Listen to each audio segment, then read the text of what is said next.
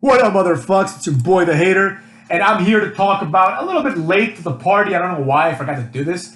I just forgot, to be honest. Right, but we're gonna talk about AEW Double or Nothing. I actually watched this one. My friend and I were hanging out with this random person that he knows. I don't even know this person's name, and he invited us. He turns out he was an AEW fan, which was fucking weird because I very rarely meet wrestling fans. Like I very rarely, especially these last few years, have I met people like in random parts of my life that happen to be wrestling fans. But anyways, we go to this guy's apartment and he orders it, and we watch AEW. Right? We didn't watch the pre-show because we're not nerds. So there you go. Right? Serena Deeb beat Riho by submission. It says here, but no one cares. It was for the NWA Women's title. No one cares. But it happened, so I should talk about it nonetheless. First up on the main card, we have Adam Page versus Brian Cage in a rage, as JR kept reminding us, right? The match was decent. The problem with this match was we saw it a few weeks ago for free, so I didn't really give a shit who wins. Brian Cage teased the beginning of a face turn. It makes no sense. I don't like when people turn face for no reason, because it undermines why they were heels in the first place, right? So it's like Brian Cage turning face is meaningless because then the question becomes, well, why was he heel in the first place, right? He debuted as a heel and now he's like, I don't want to do this anymore. Why not? Maybe you realize that you're a big motherfucker that can win your matches fair and square. Motherfucks. Brian Cage has been there for like almost a year and he's done fucking nothing for almost a year. Oh, he's the FTW champion. Great. That you might as well be fired than be the FTW champion. Anyways, the match ended after Adam Page hit the cuckshot lariat, while Brian Cage was being distracted several times by his allies Ricky Stark and Hook, Taz's son Hook, who, I don't know, maybe it's because he wasn't wearing a sweater, but he was looking a little bit more muscular than last time, or at least it seemed that way. This guy's hitting the gym, I like hard work, good for Hook, motherfuckers. Next up, we had the Young Cucks versus Brandon Cutler and Eddie King, with Brandon Cutler, and Eddie Kingston and John Moxley were their opponents for the AEW Tag Team Champions, right? Now, the match wasn't that good. It had moments, but it had a lot of false finishes. This was like the recurring theme of the night, as is the recurring theme of every AEW pay-per-view. It's very odd, because a lot of these matches end with something very, very impactful, so the false finishes don't really do a good job, because people get desensitized to them. You know what I mean? They get desensitized to the false finishes, and then all of a sudden, people are like, oh, that was a false finish. I should expect 13 more of these. And then I'll know when the match ends because it'll be something like someone dies, right? Now, that's not always the case because Darby Allin has some matches where like Matt Hardy does like 50 things to him and he doesn't die. So it is what it is. But what are you going to do, right? The match was good in some other ways, right? Like I had a feeling that Moxley and Eddie Kingston may pull it out, right? They may pull through and become champions. Transition champions, but champions nonetheless. Just because of, number one, how long the match went. Two, the fact that Moxley and Eddie Kingston are like singles guys. And three, the Young Bucks are not presented as being these great singles wrestlers. So they should win as they did. But they might fall to John Moxley if AEW does WWE booking. Where like if you had like the Usos versus Drew McIntyre and Bobby Lashley, Drew McIntyre and Bobby Lashley would win like 10 times out of 10. So I really like that AEW booked the tag team champions as being superior because they're a better tag team. Right? John Moxley took 3 BTE triggers to the head. The BTE trigger does not look good as a move. It doesn't look like it'll kill you, even though in real life it would. Other moves look more impactful. It's not just about how much damage they would do in real life. It's also about how great they look. So, for example, the paradigm shift, it's like basically a vertical suplex, He picks the guy up and then he suplexes them. It's like a snap suplex. But they want to pretend it's like a double underhook lifting DDT. It's not. He never drops them on their dome. But it looks badass. It looks like he's dropping them on their head. It's just like a brain buster. Did you motherfuckers know that in Japan, a suplex is oftentimes called a brain buster? They don't differentiate. Like, a suplex is a brain buster. What's his name? Tomohiro Ishii his finishing move is the brainbuster, and it's straight up a vertical suplex. But it works because a vertical suplex should hurt, number one, and two, the kayfabe is that you drop on their head. You should look at Tomohiro Ishii. Is that his name, Tomohiro? I don't know. Him doing what's it called? His brainbuster. It looks like a vertical suplex, but it's sold as if he dropped them on their head. Because wrestling is fake, motherfuckers. You understand me? So there you have it, right? That match happened. For what it was okay, I guess. No one cares. Then we had the Battle Royal. What's it called? The Casino Battle Royal. The Casino Battle Royal, for those of you that don't know, people get assigned a suit. The deck is shuffled. And then the suits come out. And they determine who's going to come out in what order. This gimmick element of it is unnecessary. This could just be a 20-man Battle Royal where 4 people come every once in a while without decks and casinos, you know? First up was Christian Cage, then Matt Sydal, Powerhouse Hobbs, Goldust, and Max Caster. These were the first 5 people that came in at the same time. They were the clubs, motherfucks. So Max Caster has a nice little rap. He says Christian was cool when he had an edge. Get it? And he talks about how Matt Sydal debuted in this match and he slipped off the top rope in a rap. He talks about how Goldust should paint his whole face because he's ugly. Max Caster is alright in my book. I like Max Caster, motherfucks. He said, like, he did one of those, like, to the crowd, like, scream, and then the crowd screamed. You know, which was also something that was awesome about this this pay-per-view, right? It's hard to consider these things pay-per-views, even though this was a pay-per-view, right? It had a full house, all right? It makes a difference. Sometimes for the worst, but a lot of times for the best. A stadium full of neckbeards is better than an empty stadium. It's not as good as a stadium full of cool people, but it's better than nothing, motherfucks. So this stadium of neckbeards kept pretty much engaged throughout the whole night. You know, nothing noteworthy happened. Powerhouse Hobbs was someone that he's one of those like sneaky guys that like, what if he wins, but he's not going to win. But he was someone that was treated with respect in this battle royal. Like he was eliminated, I think, by Christian, but it was what it was. Then the Diamonds, the second group of motherfucks, come out. Isaiah Cassidy comes in. Matt Hardy, Preston Vance, Nick Camarado, and Serpentico. Who cares? Serpentico gets eliminated by Preston Vance. Dustin Rhodes eliminates Preston Vance and Nick Camarado in like a situation where like they're both like kind of like on the ropes, and he just eliminates both of them. Then the Hearts come out. Brian Pillman Jr. comes out. He gets a good amount of chanting going on for him. People like this guy. He's likable. And of course, as soon as they start chanting for him and cheering for him, JR and Excalibur have to pretty much bury him by saying like, well, the fans really like him after the documentary was made by his father, about his father. And it's like, dude, even if that were the case, you have to pretend they like him for who he is. Why do you want to make it harder for him to get over? You know? I like Brian Pillman Jr. You know? I hope WWE signs him and gives him a push. You know, he could be the next Buddy Murphy, motherfucks, and actually have a career and be successful. Griff Garrison was also out with him. Colt Cabana, Anthony Bowens, and Penta Zero Miedo, right? I guess that wasn't the last group because we had the Spades.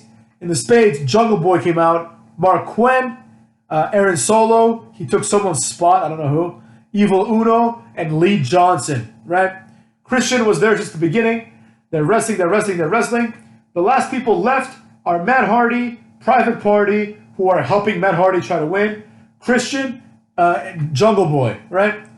As they're about to, beat up the 2 other guys, Matt Hardy and Private Party have to face off with the Joker, which in this episode was Lio Rush, motherfucks. In this episode of the Casino Battle Royal, this iteration, I should say, of the Casino Battle Royal, Lio Rush took Evan Bourne's spot from last year, except things went exactly the same way. He didn't have like a huge slip up where he fell on his ass, but he was not made into a star for this match.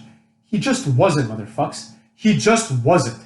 And apparently this also means that last year was the real debut of Powerhouse Hobbs, so that's kind of nice. But anyways, Lio Rush came out. He was wrestling Matt Hardy. He was doing this bullshit like wrestling style where it's like he's too small to have any style other than this. So I guess it makes sense. But he's out there like doing moves to Matt Hardy, who's like 3 times his size. Then eventually he botches a few moves. He botches this little weird springboard thing he wanted to do. So they have to do it again. And when they do it again, he's supposed to catch Hardy into like a stunner, and he botches that too. This guy's shit. He's not good. The best thing in his career was when he was with Lashley, getting beaten up every week, being his manager. Anyways, Leo Rush gets thrown out. Who cares? Then eventually, motherfuckers, Jungle Boy and Christian eliminate Matt Hardy. Christian eliminates Matt Hardy after, what's it called? Or the Private Party are eliminated, you know? So there you go. Now it's Christian versus Jungle Boy. The fans start chanting for Jungle Boy and booing Christian. I guess the reason for this is because Jungle Boy is young and an AEW guy, and Christian is not. Christian is a WWE guy, and he's kind of old, right? Christian loses. Whatever. Who cares? Jungle Boy gets the push. This was a mistake. Christian should have won. Christian is a much more believable #1 contender. Let's be real. Like, Jungle Boy wrestling Kenny Omega is not going to be anything good. As simple as that. I mean, it might be a good match, but we know Kenny Omega's not going to drop it to this motherfucker. So there you have it, motherfuckers. Then we had Cody Rhodes versus Anthony Ogogo in this month's Cody Rhodes buries a jobber match. The match was total shit. They kept talking about how Anthony Ogogo is like 70% blind in one eye, and that's why his career as a boxer ended, which really, really is not a good look. 2 reasons. 1, it shows that he got injured out of boxing, which makes him look less tough, even though, of course, in real life, that means nothing. You can get injured, shit happens. And 2, perhaps most importantly, it really points to a handicap of this guy. It really points to the fact that this guy probably shouldn't be wrestling. You know, how is a man with one eye, with severe blindness in the other eye, how is this guy ever going to become champion? You know what I mean? I understand he can be tough and strong and like he can be a good wrestler. But the problem isn't that. The problem is, how can this guy be allowed to compete? So anyways, Cody Rhodes beats him. I forget how. The match was very forgettable. I think he did the figure 4. I don't remember if he made him tap with it or not. But he did some shit. He won. As usual, Cody Rhodes puts himself over at the expense of a jobber. The whole point here was to just say that Cody Rhodes is the American dream. That was the only purpose of this entire match and this entire feud, you know? So it was a complete waste of time. Nobody liked it. Nobody cared. Cody Rhodes is garbage. Miro versus Lance Archer. This was all right for what it was. It completely buried Lance Archer. Lance Archer has been presented as this, like, you know, like unhinged monster who, like, if he wanted to and if he lets loose, he should be able to beat up everybody. Everybody dies. Well, guess what, motherfucker? Miro didn't die. Miro beat the shit out of this guy, beat him senseless, put him in the accolade, also known as the game over, motherfucks, and then made him pass out. You know? That was the end of that. As far as I'm concerned, Lance Archer being released would not be bad for anyone. Next up, we had Dr. Britt Baker, DMD, versus Hikaru Shida. The thing that makes the least sense about this match is why Britt Baker is #1 contender. Where the fuck is Thunder Rosa who beat her ass, right? Whatever. Long story short, Britt Baker wins via submission. This means nothing. Britt Baker should have been the first AEW champion, and I'll explain why. The fact that Nyla Rose had a shitty title run really shows what they think of her. And the fact that Hikaru Shida had a 1-year title run really shows that Shida was being taken seriously. I don't know if Shida will stay with AEW. I don't know if she'll ever be champion again. I don't think so, to be honest. I have been wrong before. I just don't think so. But long story short, Britt Baker was obviously the first one that was going to have any kind of success. So she should have been the first champion. But here we are. Next, Darby Allin and Sting versus Ethan Page and Scorpio Sky, motherfucks. This match I really enjoyed. Now, I don't really give a rat's ass about Darby Allin, like, at all. Especially in this context. Because Ethan Page and Scorpio Sky are bigger and stronger than him. Scorpio Sky is garbage. This guy has Ricochet, not even Ricochet, because Ricochet is way more athletic. This guy has Buddy Murphy, Cedric Alexander written all over him. A missed opportunity of this match would be, since Scorpio Sky is fighting Sting, that his new heel hook move should be called the Scorpio Deathlock, right? Because it's a submission move, and his name is Scorpio Sky, and it would be a nice little spit at Sting's face. The mere idea that Sting is gonna wrestle Scorpio Sky is preposterous. Sting is better than Scorpio Sky at everything right now, let alone in his prime. Sting is stronger, he's faster, he's better looking, he has a character, he's always had a character. Joker Sting is better than Scorpio Sky. 62-year-old returning Winter Sting is better than Scorpio Sky. Everyone is better than Scorpio Sky. Ethan Page, on the other hand, I like him. Last Friday on AEW, whatever, Impact, whatever the fuck it's called, Dynamite, motherfuckers, just combined with TNA already. Scorpio Sky did well with Ethan Page because Ethan Page carried him. Ethan Page, I don't know, he has this look on his face where he looks like a regular guy. I don't know how to explain it, but in a good way. He looks like a frat boy. He just looks like a guy that works out a lot and is into himself. The all ego thing makes sense. The ego's edge, which is essentially the border toss because he throws the guy, is badass. It's a great finisher. It was awesome when Hernandez did it. It's awesome when Ethan Page does it. He is believable. I like Ethan Page. Sting obviously was the star of this match for many reasons. Number one, he's the star because he's the best wrestler here. Number two, he's a legitimate legend. Number three, he had good moves, motherfucks. First of all, Sting did a code red. He took a vertical suplex. Then, he was going to take like a little springboard cutter type shit, countered it, hit the Scorpion death drop, and pinned Scorpio Sky. At a certain point, he also put Scorpion Sky in the death lock, in the Scorpion death lock, and it looked badass. He did it perfectly. You know, you compare how he does it versus how, like, I don't know, Cesaro does it, or how Nick Jackson does it, or how Jericho does the Walls of Jericho, or even worse, how Natalia does the sharpshooter, right? Sting obviously does it the best. That's why he's Sting, motherfucks. The match was only good for that reason. The implications of the match are irrelevant. No one cares. It was entertaining, though. It was good seeing Sting. Next up, we had a shitty match. Kenny Omega versus Orange Cassidy versus Pac. This is stupid. Obviously, Kenny Omega is going to win. No one ever thought that these guys would ever have a chance, and they did it. I don't remember what happened at all, to be honest. Kenny Omega won. He must have hit a one-winged angel at some point, but I don't care. The match wasn't good. Don Callis kept interfering. Both Pac and Orange Cassidy had situations where they could have won but didn't. The match was a complete waste of time. It was a throwaway match that should have been on Dynamite. And then next, we had the Stadium Stampede match. Now, there were some good and there were some bad in this match. There were definitely some good things. And I have to be honest about that. But let's talk about the bad things first. The bad things were things that are consistent with only the fact this is a Stadium Stampede match. So a lot of horse shit and cameos. Oh, Conan was over there like being a DJ, right? When LAX were fighting those two guys. He stopped Tully Blanchard from, attacking like Ortiz or something, right? And it's like, I think Tully Blanchard would beat up Conan. I really do believe he would beat Conan up right now. Because Conan looked like shit. He looked like 450 pounds. You know? The match was like this, the match was done in segments, right?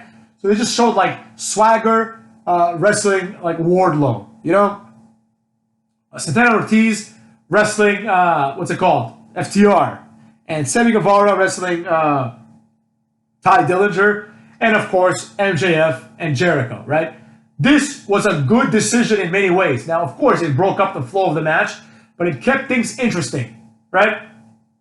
And also, it gave good comeuppance to the Inner Circle. You know, I do not want to see the Inner Circle break up. I'm starting to enjoy face Inner Circle. Face Inner Circle is entertaining. Not because they're face, but because they started dressing like badasses. They started acting like badasses. And they're not scared of shit anymore. You know? Now this whole like inmate thing and biker gang thing, which is what they were going for this time, is stupid, of course. But nonetheless, it gives them a certain charm, motherfucks. Now, another stupid thing, other than the way that match was broken up, was some of this shit backstage. Like I said, Conan as a DJ, not good. All right. Two people, I think it was Ty Dillinger and Guevara, or maybe it was Wardlow and Swagger, I don't remember. They start fighting inside a meat locker. And they have this pig that's hanging upside down, cut in half, but it's obviously a fake pig. Like, it's so obvious. It's like, why'd you put it there? Didn't look real at all, motherfucks. If you're gonna do that, get some, like, expensive movie props. Or get a pig and just cut him in half. And butcher him and eat him as a feast afterwards. Anyways, aside from these things, a lot of cool shit in this match. A lot of, like, good spots. Swagger did, like, a chokeslam, basically, to Wardlow onto this, like, you know, pile of boards, I guess you could call it, right? And the match, the story that was being told here was that the Inner Circle was tougher and stronger than what's it called? Than fucking Pinnacle, right? Because each one beat their respective opponent senseless, right? Like, when it was all said and done, Jericho beat the shit out of MJF, right? He didn't, like, bury him or anything like that, but he beat him up. He humiliated him. He got the best of the exchange. And ultimately, this match culminated in the ring. It was Sammy Guevara versus Ty Dillinger. And Sammy Guevara was awesome at the end of this match. The end of this match was awesome, motherfuckers. It really was good. First of all, the fans were all behind it, right? The storyline here was twofold. Number one, when they first debuted, Shawn Spears did a little curb stomp to the corner when he puts a chair at the corner to Sammy Guevara and took him out for a while, I guess. And also, the story was that last year, Sammy Guevara is the one that lost the match for the Inner Circle. He lost Stadium Stampede when Kenny Omega did the one-winged angel off of, like, the deck to him, right? So this was good comeuppance for Sammy Guevara. And also, Sammy Guevara is the guy that, like, was kicked out of Inner Circle when MJF created problems, right? It would have been better if this was against MJF, but I understand they don't want MJF to take a pin. But basically what happened, motherfucks, is Shawn Spears beat the shit out of Sammy Guevara. He hit the C4 on him. He set up the chair. However, Sammy Guevara countered up in this motherfucker, and he hit the GTH, and then he dragged what's-his-face to the corner, and he said, Ty Dillinger, or whatever the fuck his name is, Shawn Spears. Shawn Spears, he's like, I'm the one that did this to you. And he's like, no, Sammy, you son of a bitch. The phrase, you son of a bitch, was said like 15 times during this match. Sammy Guevara does the stomp. Ty Dillinger's head bounces off of the chair. Not very well, but it bounced off the chair.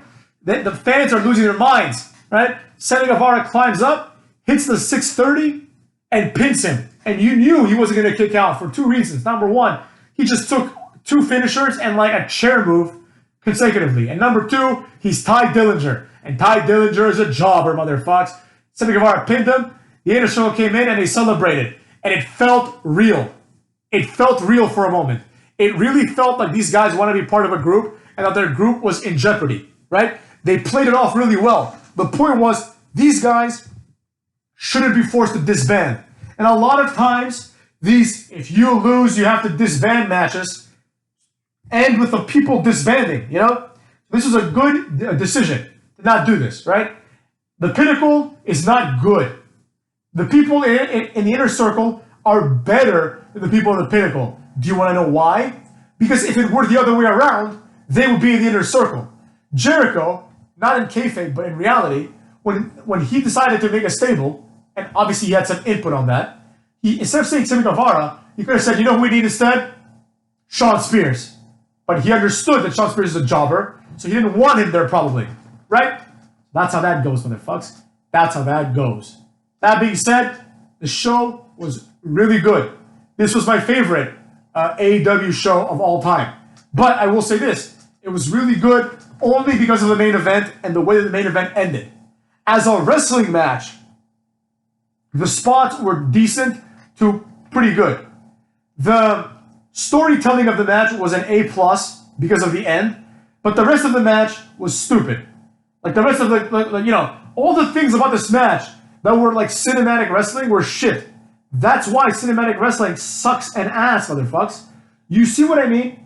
Cinematic wrestling is garbage, but when they went to the ring, people lost their minds because the match became awesome, you know, and it ended decisively. It didn't end with like a roll up. And if you ask me, even though they lost in blood and guts, it doesn't matter. It doesn't matter. Inner Circle comes out as a winner. Because, yeah, he threw Jericho off the top. And they lost by quitting verbally, by saying, oh, don't throw him off, we quit. But they didn't get beaten.